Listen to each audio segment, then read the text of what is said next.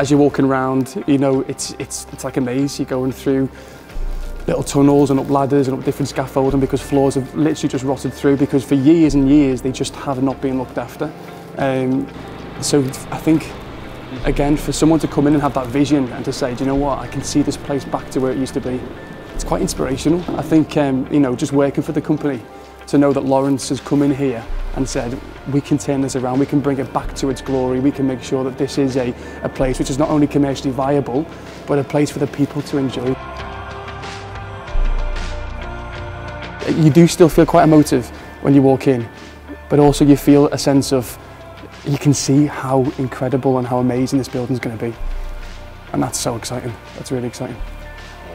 So as you can see in this room, you can see that this was the manager's office.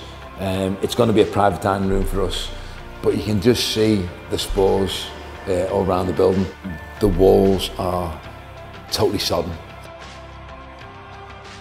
Seeing that?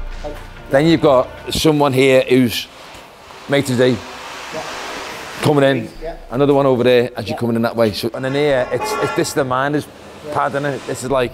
Is that the theme then? You're going back to the working class, getting there? Well, why not?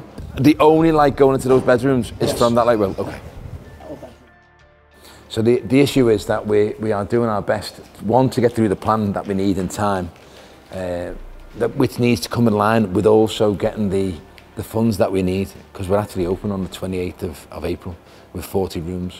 And you can see when you cast the camera around, you can see the actual dereliction of the building, the damp and the corrosion of the steel, and the fact that we've got to re-support the whole building again. It just shows that this building actually is at risk, and it hasn't really changed much from the day that we took it on, apart from that we've stopped most of the water ingress, but it is a worry. I just can't believe that, you know, people should come past and throw money over the hoarding.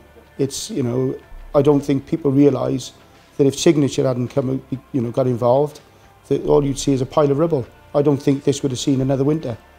You know, I think it's plain to see that, you know, the damage that's, you know, the years of neglect has had on the building. And, you know, I can't wait to see the finished product.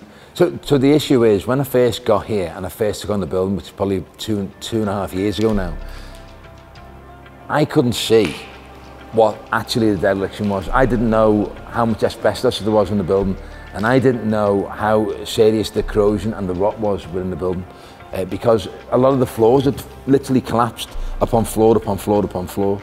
So now we've got to a point where we've actually taken away 1,100 tons in the last 3 or 4 months. The guys that we employ in Cardiff have been absolutely unbelievable. I walk into a room, I'm walking on top of bird carcasses, I'm walking on top of feces, I won't even go into what other things that we've seen here, but really horrendous, awful stuff. These guys are knee deep in that every single day, pulling out the debris, getting it into skips and getting it pulled away. They're the real guys that have made this work.